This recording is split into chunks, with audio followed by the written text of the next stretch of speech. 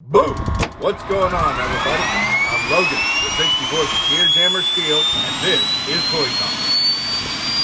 William Deering founded the Deering Harvester Company in 1874. The Deering Harvester Company and the McCormick Harvesting Machine Company, along with three smaller agricultural equipment makers, joined together in 1902 to form the International Harvester Company. As you guys know, IH was an innovative company and produced a large variety of agricultural and other products. Today, I'm going to talk about one of their most famous and innovative products that was never intended to reach production. I'm talking about the experimental turbine-powered tractor, the HT340. The HT stood for Hydrostatic Turbine. While Alice Chalmers experimented with the fuel cell-powered tractor, IH was researching turbine-powered tractors, and they were trying to see if they would be applicable to agriculture. International engineers began working on the development of an experimental hydrostatic drive transmission in the 1950s. At the same time, they were working on the development of the 340 series tractors. This series was supposed to have their new hydrostatic drive transmission. However, it was not perfected until after production ended of the 340 series tractors in 1963.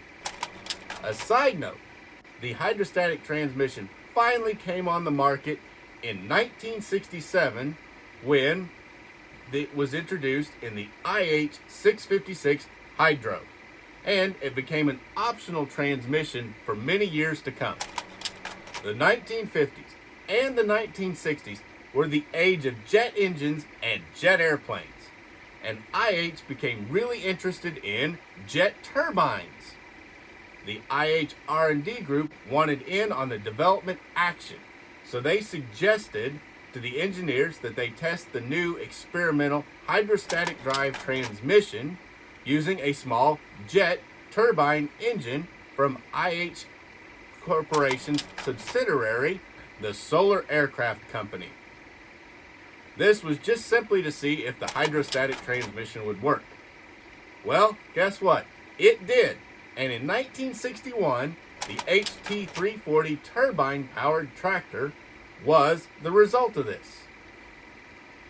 The Solar Aircraft Company was a subsidiary of IH, and it was a major manufacturer of small turbine engines.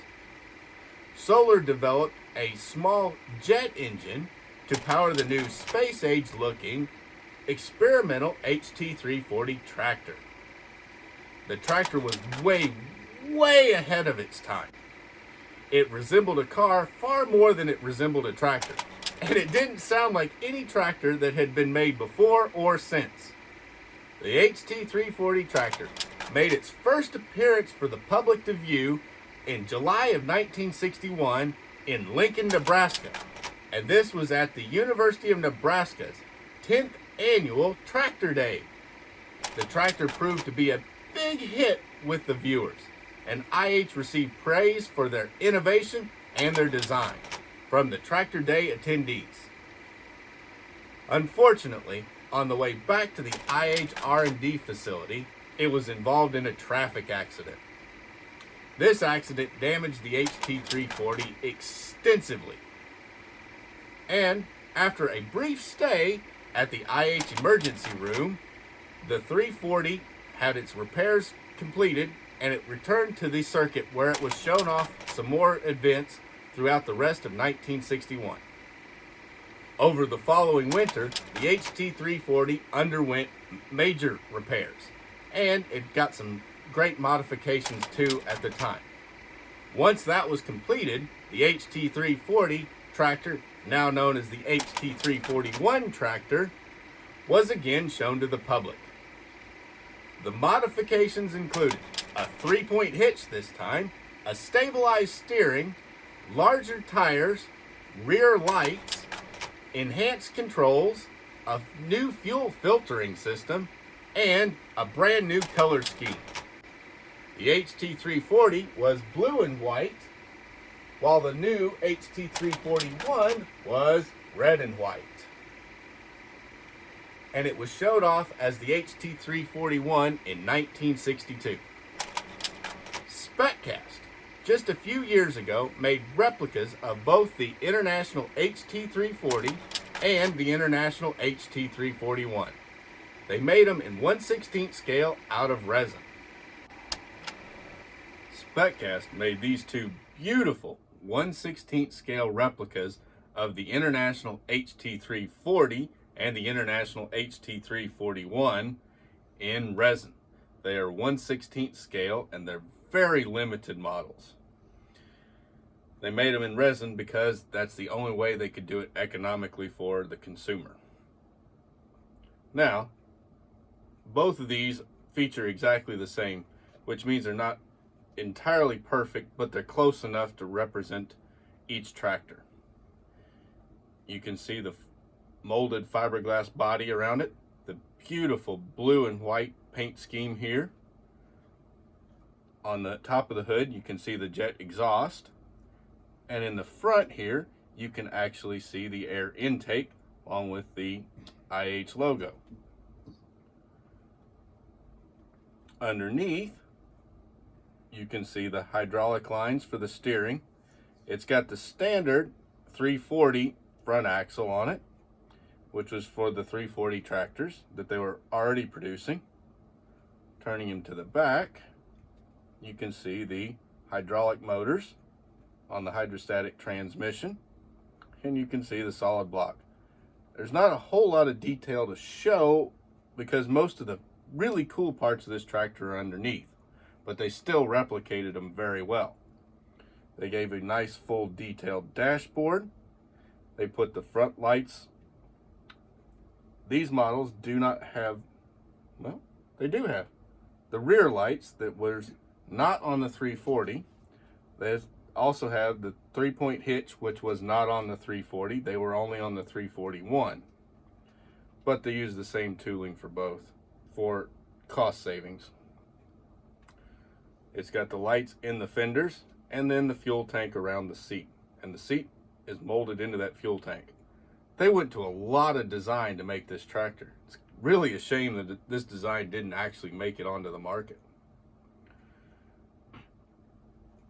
It's got both brake pedals so that you could steer it with the brakes or you could stop with the brakes.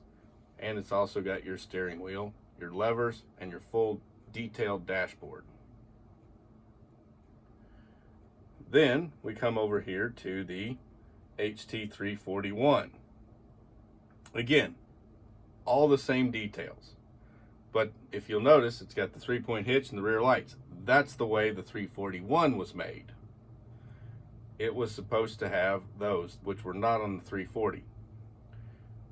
But other than that, it's got all the same exact details, same everything else, but it comes in that beautiful white and red paint scheme.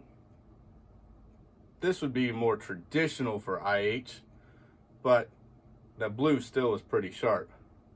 However, if they really wanted to make it a true IH, they would have reversed the white and the red, but that's okay. This is the way International made it, so that's the way the model is made. These are all resin bodies.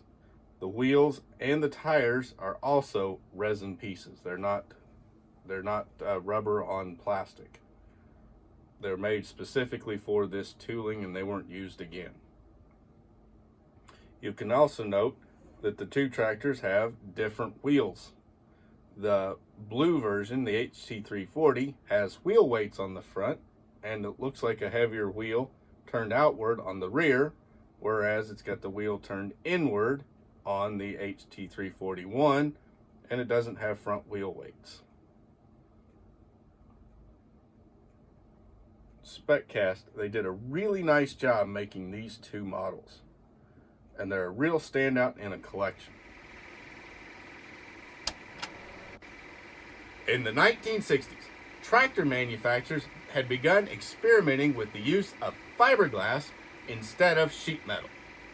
Fiberglass was a new material, and the IH engineers used fiberglass to make the molded body panels for the HT340. Fiberglass is lighter than sheet metal, and it is much easier to work with than sheet metal is. That makes it a very suitable material for building experimental tractors. The space-age looks and the high visibility body made the HT340 a real standout. However, that was one of the drawbacks to the HT340 tractor. It did not weigh enough to achieve real tractive power. The HT341 tractor proved to have several other drawbacks to it. Even though the turbine could produce lots of power, 85 horsepower from this teeny tiny 90-pound engine. Unfortunately, the engine was simply not fuel efficient. Imagine an engine that could produce 57,000 RPMs. Just how much fuel is that going to take?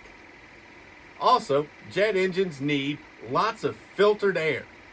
Imagine running a jet engine in the dust that's created from plowing and harvesting. Overall, the tractor was noisy. It demanded way too much fuel, could not work in dusty environment, and unlike the Allis-Chalmers fuel cell, it simply was not heavy enough.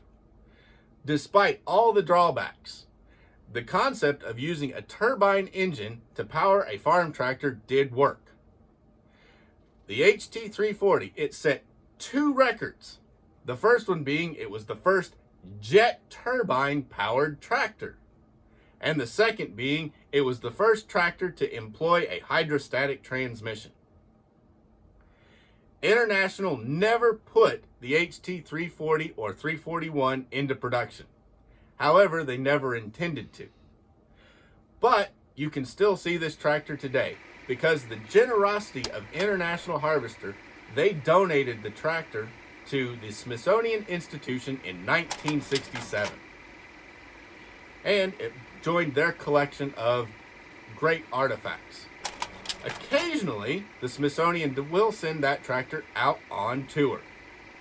A footnote: how did IH get into the aerospace and the jet turbines industry, you ask? Well, IH, as you know, was into all kinds of equipment: tractors, construction, cars, and trucks. So, airplanes were a logical direction for IH to go. So they bought the Solar Aircraft Company, and that's how IH got into the aircraft business. The Solar Aircraft Company traces its history to the 1927 founding of the Pruden San Diego Airplane Company, which became the Solar Aircraft Company in 1929. Convinced that gas turbine engine would become the future of solar, Solar invested heavily in R&D in gas turbines. It was Solar's knowledge of small gas turbines that attracted International Harvester to purchase the company in the early 1960s. That's when Solar became a wholly owned subsidiary of International Harvester. IH sold its Solar Turbines subsidiary on May 31st, 1981 to the Caterpillar Tractor Company, who continues to operate the subsidiary today.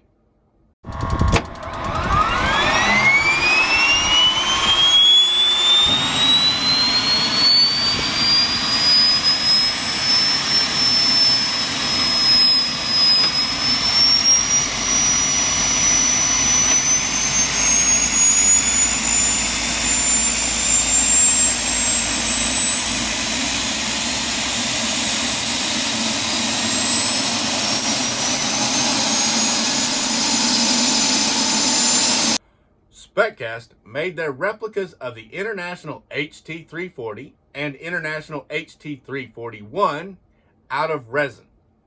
And I've got a report detailing why resin is taking over the limited production models and why we need to embrace resin collectibles in our collections. Go on and grab it at the link in the description below. And as always, please like, comment, subscribe, and ring that bell to get notified of all of my future videos.